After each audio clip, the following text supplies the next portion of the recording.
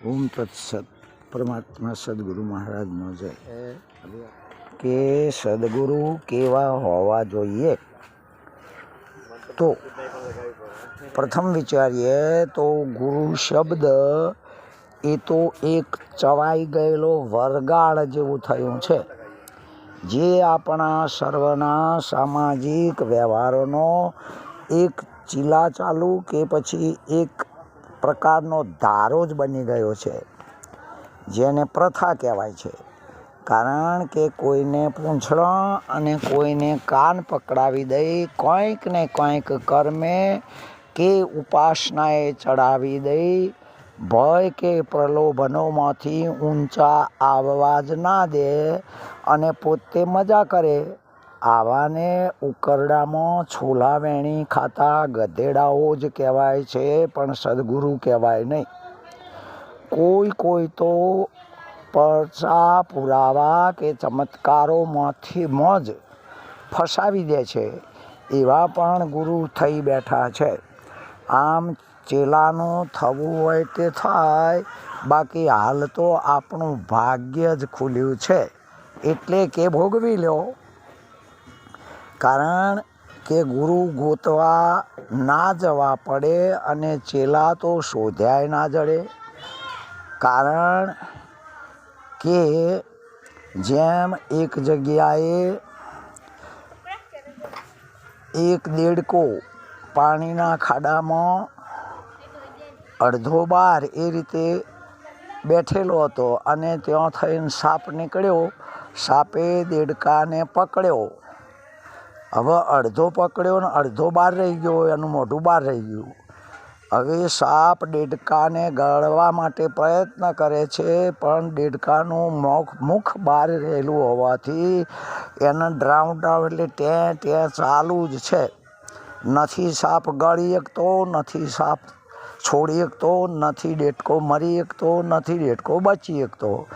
આમ ત્યાં મટ જ નહીં, તો એવો સાપ ના કહેવાય. જેના એક જ ઝાપટે ઝેરી સાપ હોય તો એ દેડકાનું ત્યાં મટી જાય. આવા સદગુરુ જોઈએ. કારણ કે મદારીઓના સાબલામાં મણિધર કે પછી ફણીધર હોય જ નહીં. જેમ સાપ દેડકો પકડે તો દેડકાનું ત્યાં મટે નહીં અને સાપનું ઝેર એને ચડે નહીં. બોલો, આવા ગુરુ શું દાદર મારે? માટે જેની એક જ ફૂંકે પતી જાય, બધા જ પ્રકારનું સમાધાન થઈ જાય અને એ પોતાની સ્વસ્વરૂપની સ્થિતિએ પ્રાપ્ત થઈ જાય. આવાને સદગુરુ કહેવાય. જેમ સમુદ્રનું પાણી એટલે સમુદ્રમાં પાણીનું બૂંદ તો સમાય, પરંતુ એ પાણીના બૂંદમાં આખો સમુદ્ર સમાવી દે, એને જ સદગુરુ કહેવાય. શ્રી કૃષ્ણ પણ કહે છે કે તદ્વિધિ પ્રાણેન પરિપ્રશ્નેન સેવયા, એટલે કે હે અર્જુન, તું સદગુરુને જે લક્ષણો હોય તત્વવેતા સહિતના એ ભગવાન બતાવીને કહે છે કે એવાની સેવા શુશ્રુતા અને પ્રસન્ન કરીને પછી એનું શરણું સ્વીકાર. જેના મુખ શબ્દમાંથી જ સમગ્રનું સમાધાન થઈ ચૈતન્યતા પ્રગટ કરી દે, એ જ સદગુરુ છે.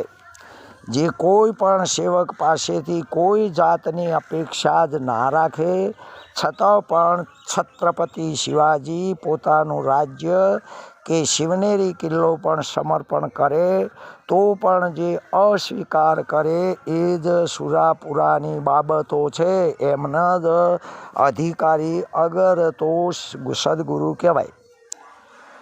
નિરત મહારાજ પણ કહે છે કે જહાજ એટલે કે નાવડું મળ્યું, પણ નાવિક જ ઉસ્તાદ ના હોય તો એવાના પાસે જઈને શું કરવાનું? ત્યાં પગલો ભરીને કરવાનું શું?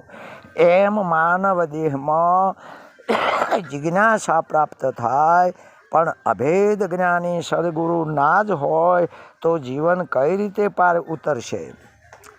જે સદાય અહંકારને આધીન જ છે, પોતાના જ પ્રલોભન સિવાય બીજાની જેને લાગણી જ નથી તો શું એના જ ગુણ ગાવા? માટે આપણે એવાની કોઈ લોન નથી લીધી કે અવારનવાર હપ્તા ભરવામાં તૂટી જઈએ જ્યારે આવે. ઘણીવાર તો એવું નક્કી જ હોય છે કે એક જ દિવસ જાય અને બપોરે 3 વાગે એટલે 3 વાગ્યાની ગાડીમાં અવશ્ય ગુરુ ઉતરે એટલે ઉતરે જ. આખા ગામને પણ ખબર પડી જાય કે કાલનો દાડો ગયો, આજે 3 વાગ્યામાં ફલાણાના ગુરુ આવશે. શું આ સદગુરુ છે? અરે જેના દર્શન કરવા લોબી લાઈનો લાગે તો શું દરમાં પાણી રેડતા મંકોડા નથી ઉભરાતા? ઉભરાઈને બહાર આવતા જ હોય છે. તો આવી તે કયા જ્ઞાનની પ્રથા છે? થોડું તો વિચારો. માટે માથાને અને માથા ઉપર હાથ મૂકવાથી કલ્યાણ થાય તો પછી કોઈ જ ગરીબ કે દુઃખી ના જ રહે ને. માટે આવાઓને દેશ નિકાલ અગર તો હદ પાર કરવા જોઈએ મૂકઈ. કારણ કે આવાને તો તડીપારો કહેવાય છે. અરે તપ એ શું છે એ જ જેને ખબર નથી અને ગરીબ ગાયોની જેમ ઇન્દ્રિયોનું જ દમન કરે એ શું સદગુરુ છે? એવાને તો ખાટકી કે પછી ઘાતકી જ જાણવા. અરે બિચારી ઈંગળા પિંગળા સૂક્ષ્મણા કુંડળીની ગોચરી અગોચરી એવી 7 ભૂમિકાઓ જે જ્યાં સૂતી હોય તેમને ત્યાં જ સૂઈ રહેવા દો. કોઈને જગાડવાની જરૂર નથી, પરંતુ આપ પોતે જ જાગૃત થઈ જવું એ જ માર્ગે દોરે એને જ સદગુરુ કહેવાય છે. બાકી બીજા બધા જ પાખંડીઓ જ છે જે રવ નર્કમાં જ જઈને પડવાના છે.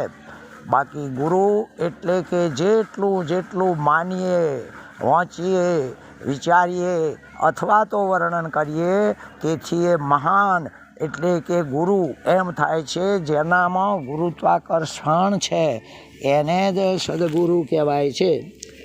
પરંતુ જેમ એક પેટીમાં કોઈ પણ બાળક અથવા પુરુષને કોઈએ પણ પાણીના પ્રવાહમાં પેટી બંધ કરીને એ પેટી તરતી કરી દે તો શું અંદરનો જીવ જ્યાં સુધી કોઈ બહાર ના કાઢે તો શું મરવાનો નથી?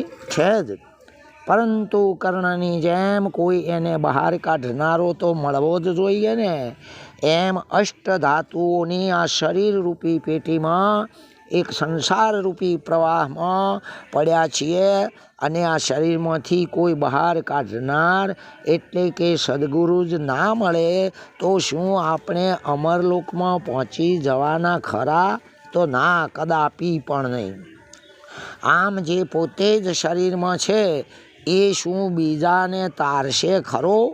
ના. બંધાયેલો બીજાને બંધાયેલાને છોડાવી શકે ખરો? ના. કારણ કે 2 બંધન છે, રાજાએ બંધન, ગોર મહારાજે બંધન. એમ કોઈને છોડાવીએ કે નહીં. એમ ગુરુ જ બંધનમાં હોય તો એ સેવકને કઈ રીતે છોડાવે? સેવક તો બંધનમાં જ છે. આમ છતાં દોરડે છતાં હાથે પણ છૂટો હોય એ જ છોડાવી શકે. એમ ગુરુ મુક્ત હોવા જોઈએ. તો આવાને સદગુરુ ના કહેવાય જે છોટો નહીં છોડાવી શકતો નહીં. તેમ છતાં પણ જેની અપાર લીલાનો પાર જ નથી એવી લીલાને જે જાણે કે જણાવે એ જ સદગુરુ છે. માટે જ ગુરુ એસા ચાહીએ सेवक से कुछ ना ले, सेवक ऐसा चाहिए गुरु को सब कुछ दे. જેની મુખારવાણી આપણે એક ચિત્તે થઈ સુણીએ અને સમજી શકીએ કે જેને આપણે ઈચ્છીએ છીએ એનામાં અને આપણામાં કોઈ જ અંતર ના રાખે એ જ સદગુરુ છે. તમામના સ્વરૂપે બનાવી દે તો જ આપણું તરવા મરવાનું વગર ચિંત્યાએ વગર પ્રયત્ને કંઈ પણ કશું રહેવાનું નથી, પાર પડી જાય. એ જ સદગુરુ છે. વળી જેનું પ્રમાણ કે સાબિતી બીજું કોઈ પણ દાખલા દલીલ દ્રષ્ટાંતો ત્યાં કામ જ આવતો નથી એ જ સદગુરુ છે. ઘણા તો મૂર્ખા અને મૂંગા આ બાબતને સમજી ના શકવાથી આવા સદગુરુ માર્ગદર્શક છે એવી ઉપમાઓ આપે છે. ઘણા તો પાગલો સદગુરુ ભગવાનની છે એ રીતે બોલે છે. કોઈ ગુરુદેવ કે પછી એન કેન વ્યંજનો કે પર્યાયોમાં બોધી લઈ રાજી થઈ રહ્યા છે. અરે ભાઈ, સમર્થને કંઈ ઉપમા આપવાની જરૂર ના હોય, પરંતુ તો પણ પાગલો જેને સંત કે સદગુરુને પણ સમર્થના બદલે સમ્રાટ શબ્દ લગાવીને પોતાની બુદ્ધિનું દેવાળું જાહેર કરતા હોય છે. કારણ કે ત્રણેય લોકમાં જેના તોલે કોઈ જ નથી એ જ સદગુરુ છે. એટલે સમર્થ અને સમ્રાટમાં રાત દિવસનો ફેર છે. બાકી વાંઝણી ગાયોને દોવાની પાગલતા કદીએ ના કરવી. ઉલટાનો ઘાસચારો એ જ ખોટી વેઠ છે. અરે જે વેઠમાંથી છોડાવે છે એ વેઠ કરાવે ખરો? તો ના.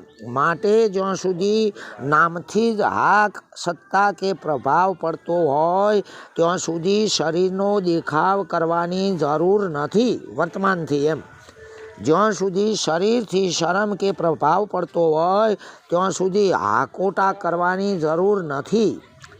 અને જ્યાં સુધી હાકોટાથી હાક વર્તાતી હોય ત્યાં સુધી હથિયાર કે ઊંડી દાજ ખાર કરવાની કોઈ જરૂર નથી. અને આ બધું જ જ્યાં સુધી સમજથી થતું હોય ત્યાં સુધી કોઈને સમજાવવાની જરૂર જ નથી. આમ સમજ એ જ શ્રેષ્ઠ છે. આવી સમજ જેને છે એ જ સદગુરુ છે. બાકી પારધી આએગા, ઝાડ પાથરેગા, ઝાડમાં દાણા નાખેગા, આપણે ઝાડમાં નહીં ફસાયેગા, ફસાવવું નહીં, એવું બોલતા પણ એ પોપટ લોકો ઝાડમાં તો હતા જ અને પેલો ખભે કરીને લઈને જતો હતો. આવા લુખ્ખા મંત્રો કશું જ ભલું કરવાના નથી. એક પુરુષ કહે કે પૂરા ગુરુ મિલ આયા, નિરત મહારાજનું વાક્ય છે, પૂરા ગુરુ મિલ આયા. તો પછી બીજાએ એવું વિચાર કર્યું જાહેરમાં કે પૂરા ગુરુ તો પછી ક્યાંક અધૂરા તો હશે જ ને. અરે આવા પાગલો જ્ઞાનીના શબ્દની લક્ષણાને શું પકડીએ કે એનો અપેક્ષિત શબ્દ ઊભો થાય છે જેની કોઈ તુલના અપેક્ષા નથી. એને પૂરાના બદલે ચોંક અધૂરા તો હશે ને, આવો મનોરંજન શબ્દ બનાવી દે છે. આને જ બુદ્ધિની દોડઈ કહેવાય છે. પણ શું થાય, એ બિચારો જ્ઞાનીના શબ્દને સમજી જ નથી શકતો તો તેમાં બીજા કોઈને પણ દોષ નથી.